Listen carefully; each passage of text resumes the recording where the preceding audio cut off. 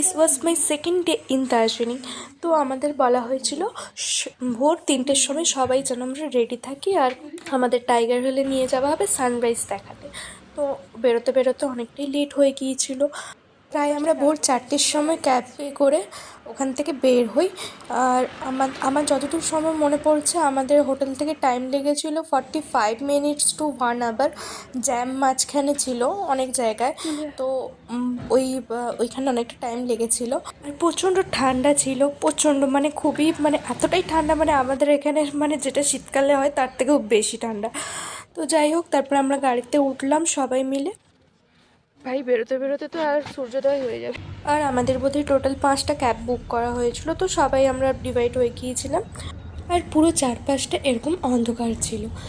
তারপর যেতে যেতে চারপাশটা দেখছিলাম। আর এটা হলো ঘুম স্টেশন, এখানে আমাদের অনেকক্ষণ দাঁড়াতে হয়েছিল, জ্যাম হয়েছিল বলে। মেঘলা করেছে।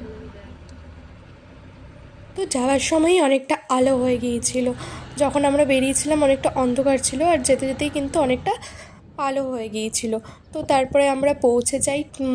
ওখানে হচ্ছে অনেকটা দূরে গাড়ি রাখতে হয়েছিল, যেহেতু অনেক গাড়ি পার্কিং ছিল, আর তাই জন্য অনেকটা দূরে আমাদের গাড়ি ছিল। তো ওখান থেকে হেঁটে হেঁটে অনেকটা দূর আমাদেরকে যেতে হয়েছিল টাইগার হিলে যাওয়ার জন্য।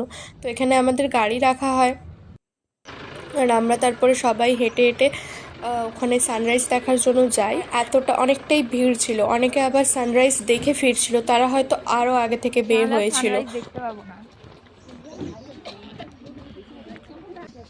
ওখানে ওয়েদার খুব মিনিটের মধ্যে চেঞ্জ হচ্ছিল, এই মেঘ এই আবার আলো হচ্ছে, মানে এই অন্ধকার হয়ে যাচ্ছে, মানে একটা মেঘলা মেঘলা ওয়েদার হচ্ছে। আবার কিছুক্ষণ আমরা হেঁটে হেঁটে পৌঁছতেই অনেকটা আবার কুয়াশা আর মেঘে পুরো ঢেকে গেল আকাশ। আমরা তো মানে বুঝতেই পারলাম না যে এক্ষুনি হেঁটে হেঁটে আসছিলাম, সূর্য আমরা দেখতে পারছি ওখান থেকে, বাট কাছে গিয়ে যখন দেখি পুরো মেঘে ঢেকে গেছে।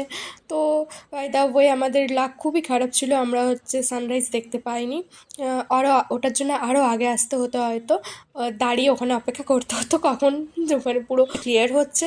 তো ওখানে আমরা ওটা দেখতে পাইনি, ওটা আমরা মিস করেছি।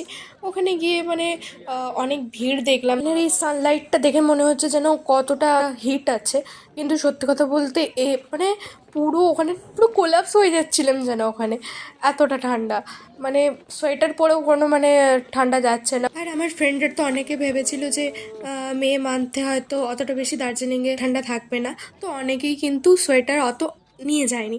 সবাই বলেছিল বেকার এতগুলো লাগেজ বাড়বে, তো কেন সোয়েটার অত নিয়ে যাবে, কিন্তু ওরা গিয়ে বলছে এবারে দার্জিলিংয়ে যখনই ঘুরতে আসবি অল টাইম সোয়েটার যেন সাথে থাকে অনেকগুলো।